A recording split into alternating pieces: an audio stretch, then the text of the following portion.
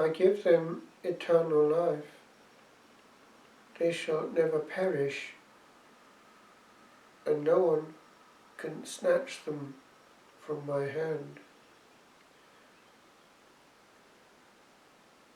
I recall how when we future priests were being trained to hear confessions in a session in the sacred penitentiary in the Vatican, that the excellent staff told us a few things that mattered.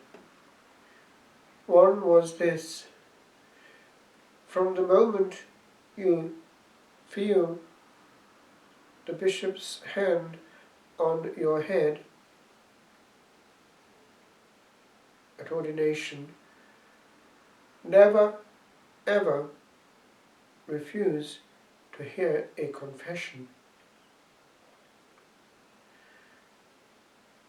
That is an important hint. We do not know what the state of a soul coming at us might be, and who it is that sent him or her. Many surprises come out of the blue when one is visibly a priest. Take away visibility and one is effectively not a priest, in the sense that one is not any use to man or beast because one is camouflaged. And it's a great victory for you-know-who that should be massively the case.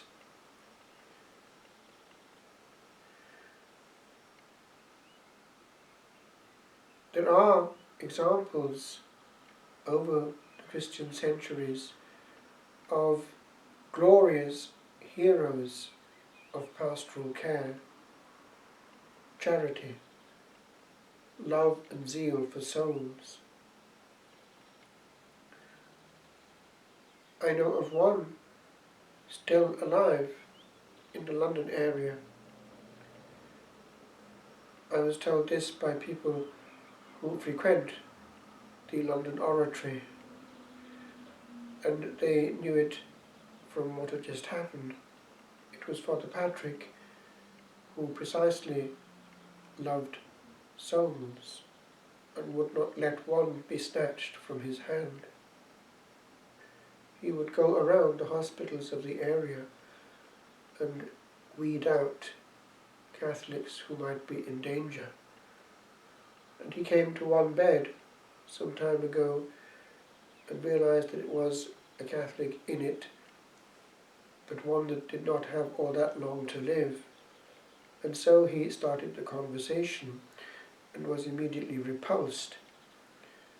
He was patient, but tried to get through by some means, and he was even more ferociously repulsed and told in no uncertain terms to make himself scarce. But he wouldn't.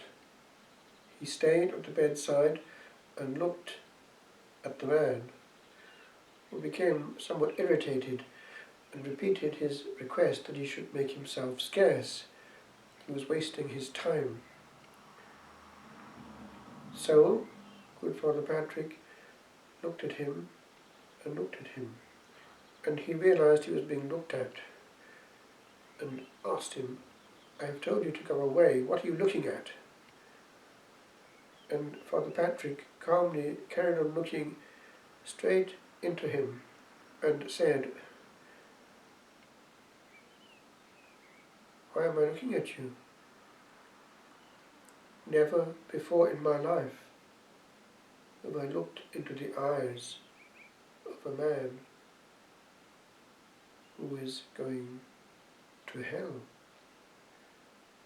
And with that, because there was not much point, he turned and made for the door of the ward.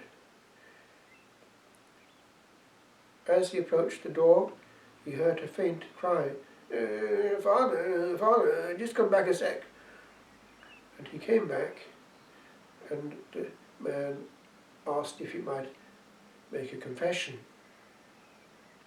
And so, because he had not gone away and had not wanted him to be snatched from his hand, He came back and made himself available for what the other person didn't think was necessary, but which probably changed the whole course of eternity, for that man probably now is on the other side of it, very glad. In Auschwitz, terrible, terrible things happened all the time, all the time, all the time. One day, the secret services got hold of a whole community of Jesuits. They were a nuisance to the Nazi regime and were put in Auschwitz. But the superior had been absent when they had been captured, and he also loved his brethren and could not abandon them. He presented himself to the officer in charge and explained that he was part of the community. Inexplicably, the officer in charge looked at him and said, "Go and do something useful." He couldn't believe it. And so he went off and made himself useful in freedom. The war came to an end. Those who were still half alive were liberated, but the officer in question was not. He was tried and sentenced to be executed. But something touched his soul. He wanted a priest. No priest could be found, or could be willing. But there was one attempt made. In desperation, they found the person who was officiating at the Shrine of Divine Mercy. Remember, Auschwitz is on that border area. And he consented to come.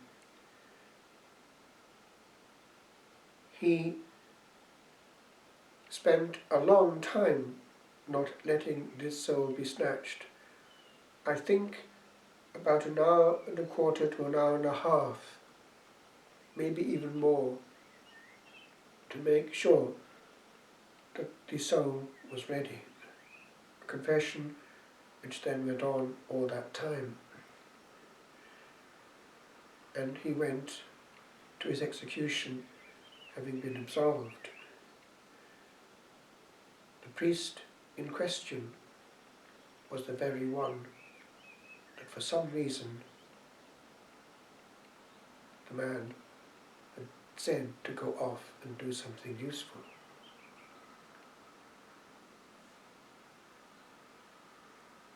A priest is entirely God's and entirely man's. He's a man for others. And all his time, as well as all his person, is consecrated. It is a huge victory for the enemy of mankind that priests have to do everything except what they're there for. Quite a lot, if we're honest. For nothing, nothing, nothing can replace the soul to soul, heart to heart, eye to eye contact of a priestly soul with a person who must not be snatched out of the Good Shepherd's hands. And Old Nick makes sure that everything else makes it impossible. Make sure that as many priests as possible are spending as much time as possible on a screen to do anything at all but meet a soul. Meetings and management are what interests old Nick. The last thing he wants in this world is for a priest to be a threat to his kingdom by having contact with the depth of an immortal soul, heart to heart.